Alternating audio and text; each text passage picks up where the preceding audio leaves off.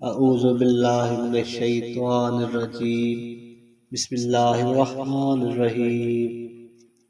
اللہ ہی زندہ کرتا ہے اور وہی مارتا ہے، اور اسی کی طرف تمہیں لوٹایا جائے گا۔ اے انسانوں، یقیناً تمہارے پاس تمہارے رب کی طرف سے ایک نصیحت اور سینوں کی بیماریوں کے لیے شفا اور اہل ایمان کے لیے ہدایت اور رحمت آ چکی ہے۔ فرما دیجئے اے محمد صلی اللہ علیہ وآلہ وسلم، پھر اللہ کے اس فضل اور اس کی رحمت پر خوش ہو جاؤ، اور یہ بہتر ہے اس مال و دولت سے جسے وہ جمع کرتے ہیں۔ فرما دیجئے کہ دیکھو، جو روزی اللہ نے تمہیں دی ہے، پھر تم خود اس میں سے کسی چیز کو حرام کرتے ہو اور کوئی چیز حلال کرتے ہو۔ فرما دیجئے اے محمد صلی اللہ علیہ وآلہ وسلم کہ کیا اللہ نے تمہیں یہ حکم دیا ہے یا تم اللہ پر بہتان باندھتے ہو؟ اور جو لوگ اللہ تعالیٰ پر بہتان باندھتے ہیں، ان کا قیامت کے دن کے بارے میں کیا خیال ہے؟ بے شک اللہ لوگوں پر بڑی فضل والا ہے، لیکن ان میں سے اکثر شکر نہیں کرتے۔ اور تم جس بھی حال میں ہوتے ہو، اور قرآن میں سے جو کچھ پڑھتے ہو اور جو بھی عمل کرتے ہو، ہم اور ہمارے مقرر کردہ فرشتے تم پر گواہ ہوتے ہیں جب بھی تم اس میں مشغول ہوتے ہو، اور تمہارے رب سے کوئی ذرہ برابر بات بھی مخفی نہیں رہتی، نہ زمین میں اور نہ ہی آسمانوں میں، اور نہ کوئی چیز اس سے چھوٹی ہوتی ہے اور نہ ہی کوئی بڑی، مگر وہ روشن کتاب لوح محفوظ میں لکھی ہوئی ہے۔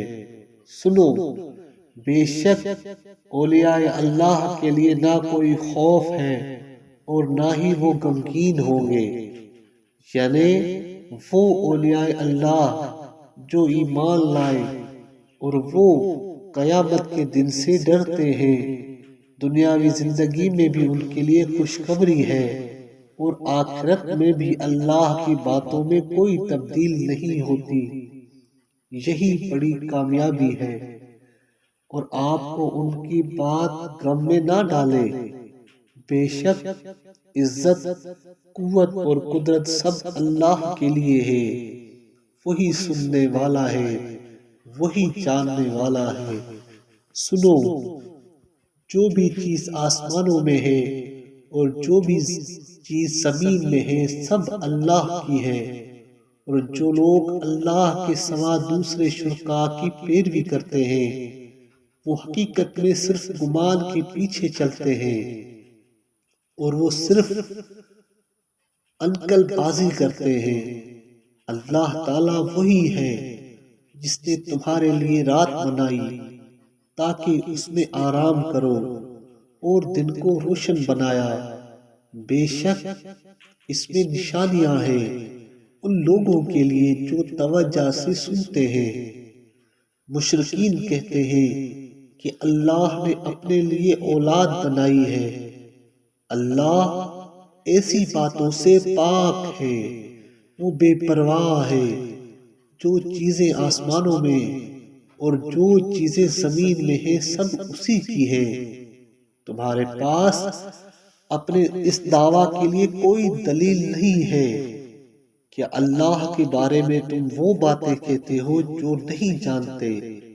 فرما دیجئے کہ بے شک جو لوگ اللہ پر جھوٹا بہتان باندھتے ہیں، وہ کامیاب نہیں ہوتے۔ ان کے لیے دنیا کے تھوڑے سے اسباب ہیں، پھر ہماری طرف ہی ان کا لوٹنا ہے۔ پھر وہ جو کفر کرتے ہیں، اس کی وجہ سے ہم ان کو سخت عذاب چکھائیں گے، اور ان کو نوح علیہ السلام کی خبر پڑھ کر سنائیں۔ جب انہوں نے اپنی قوم سے کہا کہ اے میری قوم، اگر میرا رہنا اور اللہ کی آیات کے ساتھ میرا نصیحت کرنا تم پر گراں گزرتا ہے تو پھر میں نے اللہ پر بھروسہ کیا، پھر تم اپنے کام اور اپنے شرکاء کو جمع کرو، پھر تم پر تمہارا معاملہ مخفی نہ رہے، پھر تم میرے بارے میں فیصلہ کر لو اور مجھے مہلت نہ دو، تم کچھ نہیں کر سکو گے مگر جو اللہ چاہے۔ پھر اگر تم ایمان لانے سے منہ موڑتے ہو تو میں تم سے کوئی اجر نہیں مانگتا، میرا اجر تو اللہ پر ہے، اور مجھے حکم دیا گیا ہے کہ مسلمانوں میں سے ہو جاؤ۔ پھر انہوں نے اسے جھٹلایا، پھر اسے اور جو اس کے ساتھ کشتی میں تھے ہم نے ان کو بچایا اور انہیں زمین میں جانشین بنا دیا، اور جن لوگوں نے ہماری آیات کو جھٹلایا ان کو غرق کر دیا۔ پھر دیکھ لو کہ ان لوگوں کی عاقبت کس طرح ہوئی جن کو ڈرایا گیا تھا۔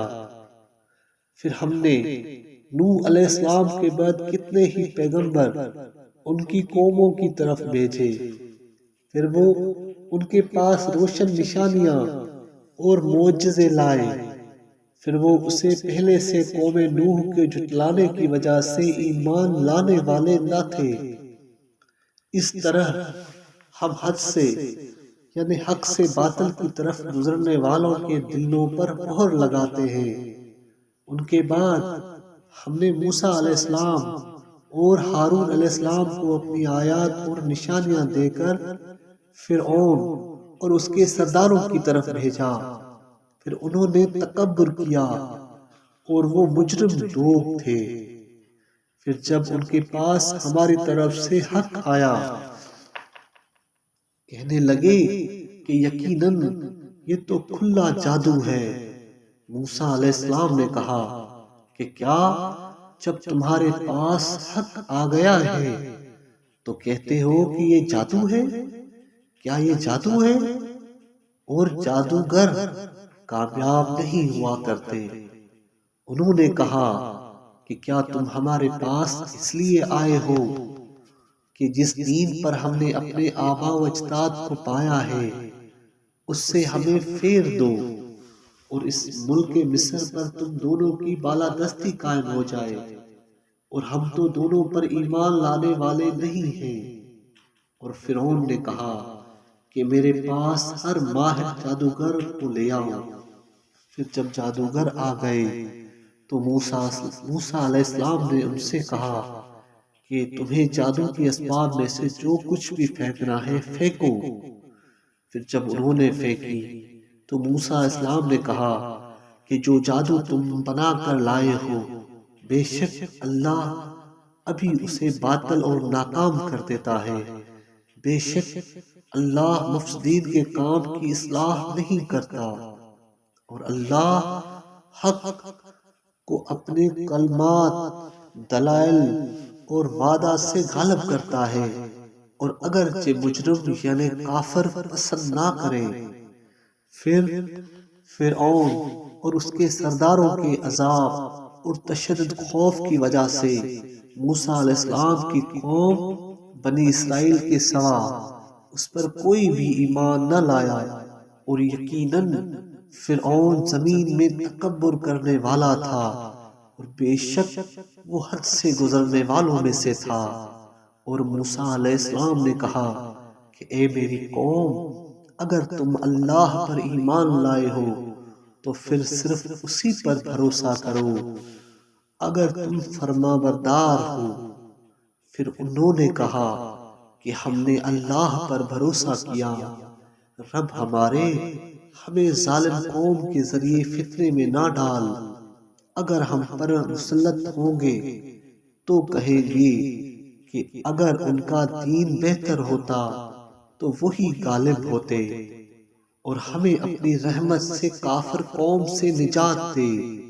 اور ہم نے موسیٰ اور اس کے بھائی کی طرف وحی کی کہ اپنی قوم کے لیے مصر میں گھر بناؤ اور اپنے گھروں کو قبلہ یعنی مسجدیں بناؤ اور نماز قائم کرتے رہو تاکہ تمہیں خوف سے امن نصیب ہو اور اہل ایمان کو خوشخبری دو۔ اور موسیٰ علیہ السلام نے کہا کہ رب ہمارے، تو نے فرعون اور ان کے سرداروں کو دنیاوی زندگی میں زینت اور مال و دولت عطا کی ہے، رب ہمارے، تاکہ تیرے دین کی راہ سے خود بھی گمراہ ہو اور دوسروں کو بھی گمراہ کرے، رب ہمارے، ان کے اموال کو پتھر بنا دے اور ان کے دلوں پر مہر لگا کر ان کو سخت کر دے، پھر جب تک دردناک عذاب نہ دیکھیں اس وقت تک وہ ایمان نہ لائیں۔ اللہ تعالیٰ نے فرمایا کہ بے شک تم دونوں کی دعا قبول کی گئی، پھر تم دونوں دعوت دین پر قائم رہو اور جو لوگ علم نہیں رکھتے ان کی راہ پر نہ چلو۔ اور ہم نے بنی اسرائیل کو سمندر پار کرا دیا، پھر فرعون اور اس کا لشکر ظلم اور سرکشی کرتے ہوئے ان کے پیچھے لگا، یہاں تک کہ جب فرعون ڈوبنے لگا کہنے لگا کہ میں ایمان لایا کہ کوئی معبود نہیں مگر وہی ایک معبود ہے جس پر بنو اسرائیل ایمان لائے ہیں اور میں مسلمانوں میں سے ہوں۔ پھر اسے فرمایا گیا کہ کیا اب تو ایمان لاتا ہے اور اس سے پہلے تو نافرمانی کرتا رہا اور تو مفسدین میں سے تھا، پھر آج ہم تمہاری ناپاک لاش کو سمندر سے بچاتے ہیں تاکہ تم بعد میں آنے والوں کے لیے عبرتناک نشانی بن جاؤ، اور بے شک اکثر لوگ ہماری نشانیوں سے یقیناً غافل ہیں۔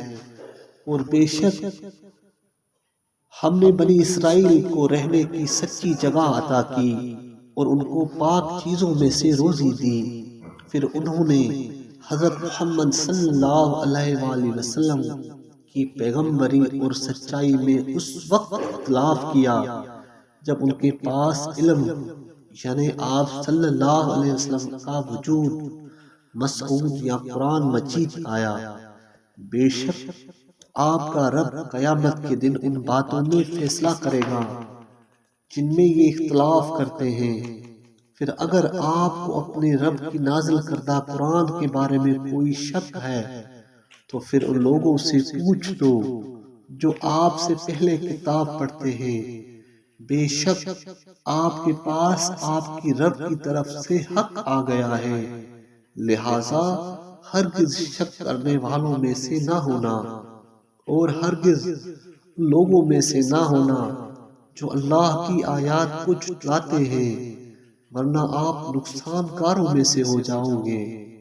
بے شک جن لوگوں پر آپ کی رب کی عذاب کا حکم واجب ہو چکا ہے وہ ایمان نہیں لائیں گے، اور اگرچہ ان کے پاس ہر قسم کی نشانی آ جائے یہاں تک کہ وہ دردناک عذاب دیکھ لیں، پھر عذاب دیکھ کر ایمان لانے والی کوئی قوم ایسی نہ تھی جسے اس کے ایمان نے فائدہ دیا ہو مگر قوم یونس علیہ السلام۔ جب وہ ایمان لائے تو ہم نے ان سے دنیاوی زندگی میں ذلت کا عذاب ہٹا دیا اور ان کو کچھ وقت تک فائدہ دیا۔ اگر تمہارا رب چاہتا تو جو لوگ زمین میں ہیں ضرور وہ سب کے سب ایمان لاتے، کیا پھر آپ لوگوں کو مجبور کریں گے کہ وہ مومن بن جائیں؟ اور کوئی نفس اللہ کے حکم کے بغیر ایمان لانے والا نہیں ہے، اور اللہ نجاست، لعنت اور عذاب ان لوگوں پر مسلط کر دیتا ہے جو عقل سے کام نہیں لیتے۔ صدق اللہ العلی العظیم۔